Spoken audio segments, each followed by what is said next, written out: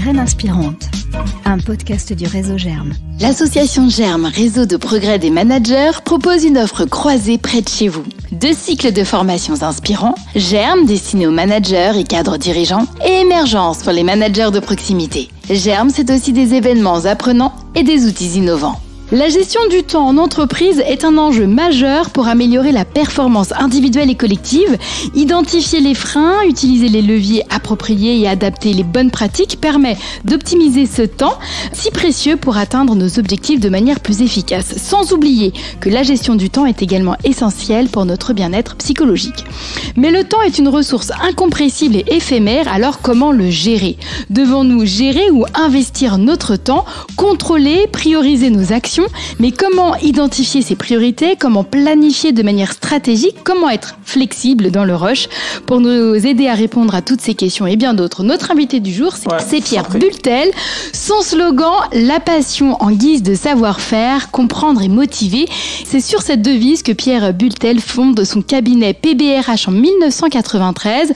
Son expérience, il la partage lors de courtes vidéos sur le web, mais aussi dans des livres et bien sûr lors de ses interventions pour le réseau Germe. Ma première question pour se plonger directement dans le sujet, pour cet épisode consacré, donc vous l'aurez compris bien sûr, à la gestion du temps, est-ce qu'il est temps de repenser justement notre approche en matière de gestion du temps en entreprise ? Alors je pense que oui, et la première chose probablement, c'est de définir ensemble ce que fondamentalement recouvre la gestion du temps. Alors, comme on est en début d'interview, je pense que tu as plein d'énergie pour accepter une définition qui soit un petit peu complexe. Donc, je suis désolé, ça va être un petit peu long et je vais te dire, gérer son temps, 2 points, faire des choix. Et je te remercie pour ton interview, car en fait, tout réside dans cette définition-là. C'est aussi simple que ça ? Vraiment ? Parce que si c'était si simple, on se poserait pas autant de questions, Pierre. Oui, mais à la base, c'est fondamentalement ça. Et si ces quelques minutes qu'on passe ensemble peuvent inciter ceux qui nous font l'amitié de nous écouter à se dire « Ouais, mais fondamentalement, gérer son temps, c'est faire des choix », et que du coup, ils se posent la deuxième question qui va tout de suite derrière « Oui, mais quelle est notre boussole pour faire nos choix ? Et quel type de choix on a à faire ?» Alors, sur la boussole, notre boussole, fondamentalement... Quand tu parles de boussole, c'est quoi ? C'est les valeurs ? Oui, en fait, c'est ça. C'est-à-dire que ce qui va me guider, le point de départ de toute cette affaire-là, c'est les valeurs. Tu sais, je fais souvent l'analogie quand j'interviens sur cette thématique-là, je fais souvent l'analogie entre la gestion du temps et la gestion financière. Parce qu'en réalité, c'est exactement les mêmes principes de fonctionnement. Et on va le comprendre. Si je parle de gestion financière, si pour moi le but de la vie, c'est d'amasser un patrimoine que je vais pouvoir passer à mes enfants, toutes les décisions que je vais prendre vont être guidées par ce système de valeurs-là. Et en matière de gestion du temps, c'est exactement pareil. Et c'est là où on voit que dans l'entreprise, c'est important de le repenser. C'est que pour les gens de ma génération, moi je suis de 63, Julie, et pour les gens de ma génération, en fait, le système de valeurs, c'est la priorité, c'était le temps qu'on consacrait au boulot. Et aujourd'hui, pour la génération Z, et tu me sembles être une magnifique représentante de cette génération-là, probablement que ton système de valeurs, c'est de dire « je veux pas perdre ma vie à vouloir la gagner » et que fondamentalement, tu cherches à équilibrer tout ça. Donc, la première question à se poser, c'est finalement de se dire « mais fondamentalement, qu'est-ce qui est important pour moi ?» Et alors, justement, comment je fais pour comprendre ce qui me motive et mes valeurs ? Qu'est-ce que toi tu donnes comme clé quand tu vas voir les managers par exemple et qui sont peut-être parfois même un petit peu perdus à force, tu sais, de toujours vouloir faire pour les autres, de vouloir faire bien. Alors il y a 2 choses. Je pense que pour les valeurs, c'est un travail à faire, et tout simplement un travail d'écriture, parce que ce qui se conçoit bien s'énonce clairement et les mots viennent aisément, comme dit l'autre. Donc le fait de se retrouver face à sa feuille de papier, de faire une liste en disant mais finalement fondamentalement qu'est-ce qui est important pour moi. Alors ça, je dirais que c'est une approche un peu méta et qu'il faut compléter d'un point de vue très opérationnel. Ensuite, on part des valeurs et puis on peut aussi raisonner par rapport aux finalités de son emploi. Et je pense notamment aux managers qui ont une question fondamentale à laquelle ils doivent répondre, c'est quel est mon cœur de métier ? Et notamment pour les premiers managers, les managers de proximité, en se disant mais est-ce que mon boulot c'est de faire ou est-ce que mon boulot c'est de faire faire ? Et quelle est ma priorité par rapport à ça ? Quelle est fondamentalement ma finalité ? Et du coup, le fait d'être au clair avec ces valeurs va permettre de pouvoir faire un premier travail extrêmement concret, c'est de faire la différence entre ce que j'appelle des tâches clés et des tâches de contrainte. Une tâche clé, c'est une tâche qui contribue directement ou indirectement à un objectif individuel ou collectif. Et puis une tâche de contrainte, c'est une tâche que finalement, c'est une activité que je sais plus finalement dire à quel objectif ça se raccroche. Et donc la première proposition très concrète, c'est de faire c'est de se dire, tiens, pendant les 15 jours qui viennent là, chaque fois que je fais quelque chose, je me dis, tiens, et fondamentalement à quoi ça sert, hop, je le consigne, et puis je pose la question à la personne qui est à l'origine de cette action, mais fondamentalement, à quoi ça sert? Alors, il y a deux origines pour les tâches de contrainte. Il y a des tâches de contrainte, évidemment, qui sont générées par l'environnement. C'est des activités de reporting, par exemple. C'est des choses qu'on fait pour des tiers. Et puis, il y a des tâches qu'on génère tout seul, au nom d'un principe qui nous amène tous. On ne sait jamais. Et finalement, si tu réfléchis bien, le nombre de trucs dans la vie qu'on fait en se disant « on sait jamais ». Mais en fait, c'est peut-être plus du tout d'actualité. Voilà, donc ça, c'est vraiment le premier point qui permet de s'assurer que 100% de ce qu'on fait est efficace, est utile au sens contributif à un objectif individuel ou collectif et en phase avec les valeurs. Alors si je reste dans l'entreprise, avec les valeurs de l'entreprise, avec la finalité de mon emploi. Et si on se place sous l'angle de la gestion de son temps personnel, en phase avec mes valeurs personnelles. D'accord. Et donc le deuxième job alors ? Une fois qu'on a fait ça, il faut, si on cherche des marges de manœuvre, faut avoir des outils de pilotage de son activité. Et il faut avoir quelques idées. Alors quand je dis des idées, il faut avoir des notions précises sur finalement à quoi je consacre mon temps. Parce que ça, je reviens sur l'analogie entre la gestion financière et la gestion du temps.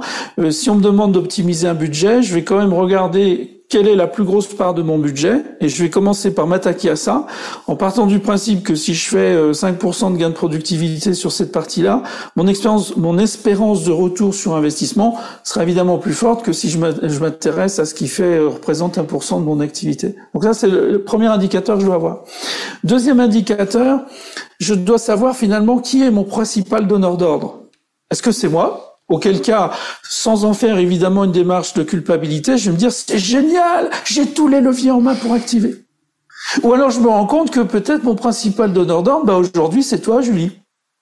Et dans ce cas-là, moi, il faut que je me coordonne avec toi de manière à ce qu'on soit certain que, puisque si c'est toi qui es à l'origine de ce que je vais faire, il faut qu'on se comprenne bien, sinon c'est compliqué. Donc ça, c'est la deuxième chose qu'il faut que j'identifie.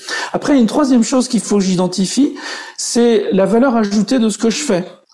Et il faut que je me pose la question mais fondamentalement, est-ce que l'expérience que j'ai acquise, par exemple, est-ce qu'elle est utile pour faire cette activité-là ou pas?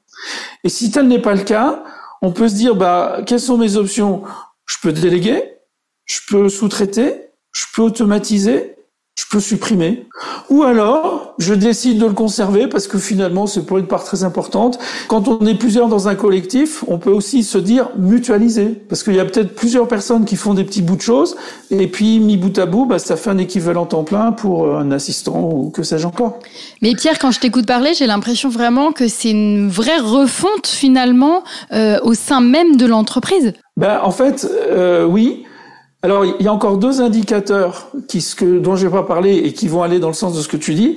Il faut aussi revisiter la perception qu'on a d'urgence. Et il faut faire la distinction entre deux notions qui n'ont rien à voir, mais qu'en général, on met sous le même vocable. On dit que c'est urgent, alors qu'en fait, il y a deux choses. Il y a ce qui est une vraie urgence et il y a ce qui est juste arrivé à échéance. Tu vois, aujourd'hui, au moment où on se connecte, pour moi, c'est pas une urgence, c'est juste une tâche qui est arrivée à échéance. Donc, j'ai aucune raison d'être stressé par ça. Et ce qu'il faut apprendre dans les entreprises, c'est à replacer l'urgence dans sa vraie définition. Et une urgence, c'est une activité dont la non-réalisation immédiate entraîne des conséquences difficilement réversibles en termes de sécurité, de coût ou de complexité. Et ça n'est rien d'autre. Et du coup, une première décision qu'on peut prendre, puisque gérer son temps, c'est faire des choix, c'est dire plus jamais je n'utiliserai le mot urgent. Plus jamais je poserai la question c'est urgent. Parce qu'évidemment, tout le monde va me dire non. Et chaque fois que quelqu'un me dit Pierre, c'est pour hier, je réponds je suis désolé, dans ce cas-là, je t'ai planté. pour faire prendre conscience que, à part générer du stress, la notion d'urgence, ça sert strictement à rien. Il y a un dernier indicateur, si tu me permets, c'est la part d'imprévu. C'est-à-dire que c'est très important de savoir, en moyenne, alors souvent on prend le mois parce que c'est représentatif de nos activités, quelle est ma part d'imprévu? Moi, dans mon cas, c'est 12%. Ça veut dire que dans ma planification d'agenda, il faut absolument que je me réserve 12%. Alors ça peut être une demi-journée, ça peut être l'équivalent donc de 4 heures qui vont être réparties, ça chacun fait comme il veut, mais c'est finalement de planifier l'imprévu. Mais Pierre, comme son nom l'indique, un imprévu, c'est pas planifiable. Ça arrive au moment où on l'attend le moins. Oui, mais statistiquement, dans n'importe quel boulot, tu as toujours à peu près la même part d'imprévu. Moi, j'ai des clients, je travaille beaucoup avec le logement social dans ces sujets-là, et il y a certains métiers où les gens me disent « Ouais, mais moi, je peux pas m'organiser, mon métier, c'est que de l'imprévu. » Et en fait, on s'aperçoit qu'en réalité, c'est 20%. Donc, en fait, c'est une journée par semaine. Donc, la décision qu'ils prennent, c'est que il y a une journée dans la semaine où ils prennent 0 engagement extérieur. Et ils savent, ça c'est super important parce que sinon, tu peux, avant même d'avoir démarré ta semaine, tu n'auras pas respecté tes engagements. Et du coup, ça c'est compliqué. Donc si je comprends bien, je mets tout à plat. En fait, je prends une grande feuille, je recommence tout à zéro, je mets mes expériences, les tâches. Est-ce que je peux déléguer? J'ai compris aussi dans ce que tu nous as dit que déléguer finalement c'était aussi très très important. Peut-être que des fois on se garde des tâches qui nous submergent et pour lesquelles finalement on n'a pas un rôle important. Donc c'est vraiment ça. C'est en tant que manager, c'est vraiment de me dire qu'est-ce que je dois faire, qui me donne les ordres, à qui je dois les donner. Et ensuite, j'arrête d'employer le mot urgent. Est-ce qu'il y a aussi cette distinction entre urgent et important? Alors en fait, c'est deux choses c'est très bien que tu dis ça parce que ça emmène directement à la question de la gestion des priorités. Et quand on parle de la matrice importante et urgente qu'on attribue historiquement à Eisenhower, moi je l'ai revisité en disant en fait c'est pas important, non important parce que finalement ça veut strictement rien dire. C'est essentiel, virgule, par rapport à mes objectifs ou ma finalité, ou c'est accessoire, virgule, par rapport à mes objectifs et finalités. Et puis le deuxième axe, il y a des choses, c'est tout de suite. Voilà, là, c'est en train de brûler chez toi, tout de suite, on arrête, t'y vas. Ou alors, c'est planifiable. Et c'est planifiable, c'est un peu générique. C'est-à-dire qu'on peut, quand bien même là, j'ai des choses à faire dans 2 heures, pour moi, c'est planifiable. C'est pas tout de suite. Et une fois que j'ai fait ça, ça me permet de dire que je vais prioriser, évidemment, ce que je vais traiter en premier, c'est ce qui est essentiel et tout de suite. Et finalement, l'erreur que nous faisons souvent, c'est qu'on privilégie ensuite ce qui est tout de suite et accessoire. Genre, ce que je vois très régulièrement en formation, des gens qui prennent leur téléphone, alors ça c'est toujours un grand moment de bonheur, ils prennent leur téléphone, ils décrochent et ils disent « Je peux pas te parler, je suis en formation !» Et là tu te dis « Mais quelle est la valeur ajoutée de ce coup de fil à part d'embêter tout le monde ?» Elle est complètement nulle. Complètement nul. Donc là, on est typiquement sur quelque chose qui est tout de suite. Je pense qu'il faut que je décroche tout de suite, mais c'est parfaitement accessoire. Alors en fait, la question qui est posée, c'est est-ce que je fais le choix du cœur, les émotions? Parce que dans la vraie vie, le tout de suite, c'est le téléphone qui sonne, c'est le pop-up qui sort du mail à Outlook. Alors évidemment, premier conseil pratique, vous me désactivez toutes vos notifications à la con. C'est fini, on n'en veut plus. Surtout qu'on sait le rapport qu'il y a entre les notifications et la dopamine dans le cerveau. Hein, donc on est accro, clairement. Ouais, mais on va se dire une autre chose, c'est qu'en moyenne, tu peux dire que tu crames. Alors quand je dis tu crames, c'est tu les prends, tu les mets à la poubelle. Tu crames en moyenne 30 secondes par notification. Parce que tu te génères un conflit, tu dis je réponds pas, ouais, mais en même temps, il y a peut-être vu que j'allais voir. Enfin bref, je te la fais courte. Tu fais un simple calcul, tu as 50 mails par jour, ce qui est pas énorme pour certaines personnes. Tu divises par 2, ça fait 25 minutes. Et c'est peut-être les 25 minutes qui te manquent pour partir sereinement du boulot en disant « Ok, pour aujourd'hui, c'est bon, je rentre chez moi, je ferai la suite demain. » Mais si j'écoute bien ce que tu m'as dit, Pierre, c'est aussi moi, en tant que manager, de savoir si ce que j'ai demandé, est-ce que je le veux vraiment tout de suite maintenant et je génère du coup une urgence pour mon salarié, ou est-ce que finalement ce que j'ai demandé peut attendre? Bien sûr, tu as 100% raison, Julie, et c'est pour ça que moi je me suis tout de suite passionné pour la gestion du temps, non pas tant dans une démarche individuelle, mais dans une démarche collective et une démarche managériale. Parce que le premier grand levier, on l'a vu, c'est finalement prendre du recul, faire le point sur ses valeurs, ses indicateurs, définir ses priorités, etc. Le deuxième levier, c'est la coopération avec l'environnement. Et notamment, tu as raison de le dire, en tant que manager, c'est de se dire, mais finalement, est-ce que je suis pas la première source de désorganisation de mes collaborateurs parce que je leur demande des trucs au fil de l'eau? Parce que, et ça. Alors, il m'arrive d'être taquin. Et dans ce cas-là, je dis au manager que j'ai dit, mais imaginez, vous avez quelqu'un, n'importe quel moment de la journée, il est dispo, il vous répond. Moi, je serais vous, j'en déduirais qu'il a sans doute pas grand-chose à faire, hein. Alors, il y a ça, et donc la coordination. Alors, évidemment, il y a une dimension managériale, il y a des choses extrêmement concrètes. Il faut que les managers, ils apprennent à se servir d'Outlook. Qui bossent jusqu'à minuit et qui se flinguent, c'est leur problème. Mais qu'ils arrêtent d'envoyer des mails à 10h du soir ou à 11h du soir, parce que ça veut dire, dis donc Julie, pendant que toi que tu te reposes et que tu fais la fête avec tes copines, je bosse, moi. Donc, si je maîtrise Outlook, j'utilise la fonction envoi différé du mail, parce que si j'étais faire un golf en début d'après-midi, après tout, c'est mon droit. Si je bosse à 10h parce que tout le monde est couché et que c'est peinard, c'est toujours mon droit, mais dans ce cas-là, je fais un envoi différé du mail pour qu'il parte que le lendemain à partir de 9h. Alors justement, tu nous as parlé de leviers, d'indicateurs, etc. Est-ce que tu peux me donner des exemples extrêmement concrets que je peux rencontrer justement dans une entreprise avec un manager, ses salariés, pour justement cette mise en place, mais vraiment avec un cas concret que tu as vécu, que tu me rapportes? La première chose j'ai contribué à faire, et c'est moi ce qui fait que j'aime bien intervenir dans des services quand il y a toute l'équipe en place, c'est que on se remette d'accord sur les missions des uns et des autres, qu'on se recale sur cette chose-là et qu'on soit en mesure d'appliquer ce qu'on appelle le principe de subsidiarité, c'est-à-dire je ne fais jamais au niveau N+1 ce que le niveau N peut faire dans les mêmes conditions d'efficacité et de sécurité. Ça, c'est un principe fondamental. Et ça doit être piloté par le manager. Ensuite, c'est également d'établir pour notamment la gestion des priorités, parce que je t'ai donné avec la matrice d'Eisenhower revisitée une approche macro. Ensuite, c'est de créer une liste de questions que tout le monde va se poser et qui permet de prendre la bonne décision au bon moment. Tu vois, par exemple, je sais pas, j'ai des conducteurs de travaux, ils vont se dire, si je suis sollicité sur 2 chantiers simultanément, en fait, la première question que je me pose, c'est est-ce que c'est un sujet de sécurité? Parce que si c'est un sujet de sécurité, j'arrête tout, j'y vais. Manque de bol, dans les 2 cas, c'est un sujet de sécurité. Alors tout de suite, je vais me poser une deuxième question, c'est est-ce que j'ai sur place un relais qui peut me remplacer ou prendre des mesures conservatoires? On a compris, si c'est le cas, je délègue ça.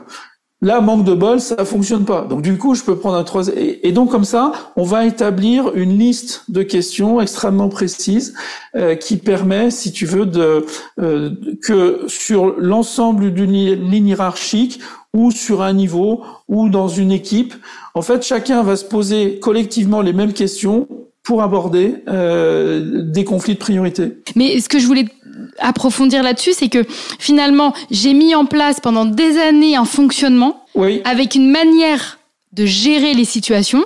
Et là, en fait, tu me demandes de changer cette manière pour que demain, j'arrive à gérer mon temps, gérer le temps de mes salariés et être finalement plus productif, etc. Mais ça me demande quand même un changement. C'est vrai, mais en même temps, ce que je te dirais, c'est que si on fait comme on a toujours fait, on obtiendra ce qu'on aura toujours obtenu. Donc en fait, l'équation, elle est assez simple, entre guillemets. Alors après, ce qu'il faut, c'est que tout l'enjeu, c'est de parler de la gestion du temps de façon positive et je dirais en évitant que les gens culpabilisent avec ça. Donc il y a un deuxième axe qui est absolument fondamental, c'est la coopération avec l'environnement. Et pour coopérer avec l'environnement, il y a une stratégie, il y a un objectif. Alors le premier objectif, c'est de flinguer les 2 frangines qui sont les 2 ennemis jurés de la gestion du temps et de l'organisation. C'est Miss Routine et Miss Habitude. Alors les 2 là, il faut les dézinguer sévère. Et il faut se mettre en route dans l'organisation, effectivement, pour les dézinguer. Ça, c'est l'objectif numéro 1. Et pour ça suppose que on amène ses interlocuteurs à réfléchir. Et du coup, ça veut dire qu'en termes de technique, on maîtrise son questionnement. Et qu'on ne dit plus jamais, on pose des questions du type « c'est urgent ». Parce qu'évidemment, les gens vont forcément dire oui. Donc on le remplace par « quel est le degré d'urgence ?» Donc ça, c'est un exemple très concret en termes de technique de com. Après, il y a un deuxième enjeu stratégique, toujours dans la relation avec les autres, c'est de développer, c'est de prendre conscience que la qualité qui va nous donner le plus de marge de manœuvre, c'est la fiabilité. Regarde, si t'as pas confiance en ton plombier et que t'as un petit goutte à goutte chez toi, tu vas lui expliquer que ça fuit à gros bouillon parce que tu sais que sinon le mec risque de pas venir avant 3 semaines. Alors que si tu sais que ton plombier est fiable, bah tu vas dire là, je suis embêté, quand est-ce que vous pouvez venir? Et tu auras zéro problème avec ça. Alors que dès qu'on pense que l'autre n'est pas fiable, chacun prend sa marge de sécurité. Alors là, dans l'exemple que je prends avec ton plombier, vous êtes que 2, mais t'imagines si vous êtes 3 et que chacun prend 3-4 jours de marge de manœuvre, ça veut dire que ceux qui sont au bout, ils se retrouvent tout bêtement avec une marge de manœuvre complètement réduite. Donc, fiabilité. Alors là, c'est intéressant, parce que la fiabilité, c'est une question de posture, d'intention et de posture. Pour être fiable, c'est finalement assez simple. Je dis ce que je vais faire, je fais ce que j'ai dit que je ferai, et dès que je pense que je peux pas tenir mes engagements, j'alerte. T'es d'accord que tout le monde peut le faire, il n'y a pas une question de talent, d'instruction, de machin. Et comment je lutte contre la procrastination ? Ça c'est un petit peu compliqué. C'est vrai que certains d'entre nous ont besoin de se mettre quelques coups de pied au derrière de temps en temps. Alors moi j'ai envie, là aussi c'est sans doute un principe un peu ancien, mais qu'on devrait réapprendre, c'est que finalement notre liberté, elle s'arrête là où commence celle des autres. Donc les gens ils procrastinent tant qu'ils veulent, du moment que ça génère pas des embouteillages chez les autres. Pour moi c'est ça. Donc faut aussi revenir sur ces fondamentaux là. Pardon. Et est-ce que Pierre, gérer son temps, c'est aussi savoir dire non? Non, je ne peux pas là. Oui. Sauf que, tu le sais, Julie, quand t'étais petite, on t'a dit, oui, mais Julie, sois parfaite. Oui, mais Julie, sois forte. Oui, mais Julie, dépêche-toi. Oui, mais Julie, sois gentille. Mange ta soupe. Oui, mais fais des efforts.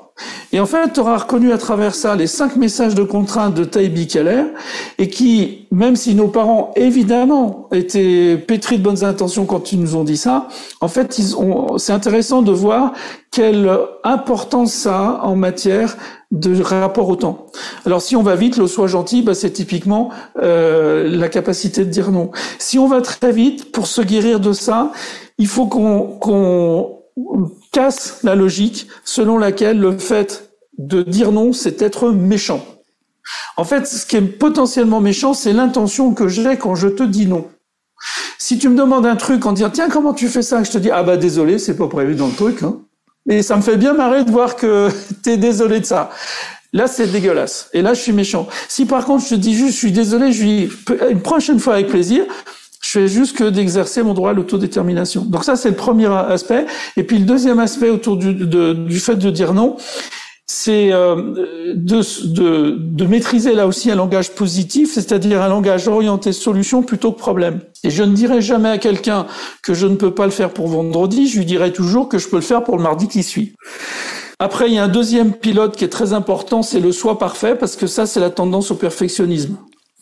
Le soi fort, on s'imagine que le but c'est d'avoir la réponse à tout, et l'entreprise, ce qu'il y a de magique dans l'entreprise, c'est qu'on a toujours un collègue qui, s'il ne sait pas, connaît la personne qui connaît la personne qui sait. Donc c'est ça être fort, c'est aller le plus vite possible à la bonne info. Et puis enfin, sur fait des efforts, quand on a été trop picousé à ça, on est totalement insensible à tous les signaux que nous envoie inévitablement le corps quand on est en risque de surchauffe, les maux de tête, les maux d'épaule, les conduites addictives, etc. Et puis on se prive de l'extraordinaire créativité du flemmard. Alors je fais une grosse différence entre le branleur et le flemmard, parce que le branleur, justement, il procrastine. Alors que le flemmard se dit, si j'ai un moyen de me simplifier la vie, je serais bien bête de pas le prendre. Voilà. Et si tu penses qu'il faut faire des efforts, si on t'a dit, ouais, mais travailler, ça vient du latin, laborare, c'est difficile, donc c'est normal. Alors qu'en fait, le flemmard, il se dit, attends, mais aujourd'hui, tu saisis 2 fois la même chose, il y a une fois de trop, quoi. Donc, c'est quoi l'astuce pour simplifier l'affaire? Et j'aimerais juste te poser quand même une question, Pierre, parce qu'on a démarré donc ce podcast en évoquant donc la gestion du temps. On a parlé aussi de culpabilité, mais moi j'ai l'impression déjà que en employant le mot gérer, gestion du temps, c'est déjà une charge mentale. Oui, t'as raison. Surtout si quand on répond à ses collaborateurs qui disent avoir du mal, on leur dit bah oui, mais c'est que t'es mal organisé. C'est-à-dire que là, en fait, on émet un jugement de valeur qui renforce le sentiment de culpabilité. Moi, si je conserve le terme de gestion du temps, c'est par l'analogie qu'on peut faire avec la gestion financière. Finalement, quand on gère notre budget, qu'il soit personnel, alors j'ai envie de dire personnel d'ailleurs, parce que comme ça, chacun peut se dire mais finalement les mécanismes, je les connais. Et ça commence par quoi ? Bah, on fait toujours des prévisions, c'est-à-dire qu'on répartit par poste. Et puis dans la vie, il y a toujours des imprévus. Alors il y a 2 types d'imprévus. Il y a l'imprévu que tu t'auto-génères parce que tu marches dans une rue réelle ou virtuelle, puis tu craques en passant devant une vitrine. Et ce qui fait que tu ne craqueras pas, c'est quoi ? Bah, c'est à la fois ton système de valeurs, mais aussi l'objectif que tu as à atteindre. Si tu veux mettre des sous de côté pour, j'allais dire, te payer un tour du monde avec un billet open et des copains, bah c'est ça qui va faire dire non, je résiste. Par contre, si t'as pas vraiment d'objectif, tu te dis bon, après tout on s'en fout, enfin je peux craquer. Donc il y a ça.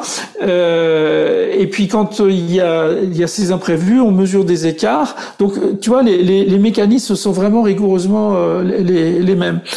Dernier point commun, c'est qu'en fait on raisonne à budget constant. Finalement, si on raisonne en salaire annuel, bah voilà, on peut faire évoluer son salaire d'une année sur l'autre, mais sur une année donnée, on raisonne à masse constante. Bah c'est pareil en matière de gestion du temps. C'est 8365, je crois, heures par an, c'est-à-dire 365 fois 24. Et là, il y a une égalité parfaite entre tous. Donc la seule question, c'est comment individuellement et collectivement, on décide d'occuper la part du temps qu'on va consacrer à l'entreprise. Donc voilà comment planifier de manière stratégique. Ouais, il y a ça aussi.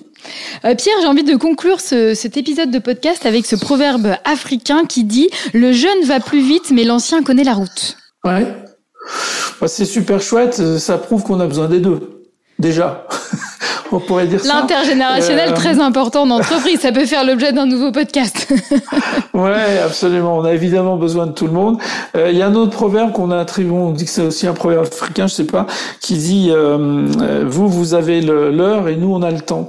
Et je pense que c'est important également que chaque manager développe une culture de l'investissement. Je crois que je l'évoquais précédemment. C'est vraiment l'idée que chacun soit conscient que la préparation, typiquement, je vais te dire, voilà, on parlait de formule, il y en a une que j'adore qui dit « Qui faillit à sa préparation prépare sa faillite ». Il n'y a pas de contre-exemple. Et pourtant, le nombre d'entreprises dans lesquelles c'est une variable d'ajustement sur les agendas, c'est hallucinant.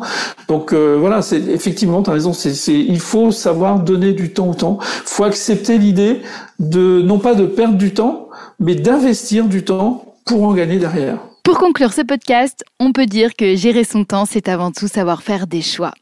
Mais on peut retenir aussi 3 grands leviers.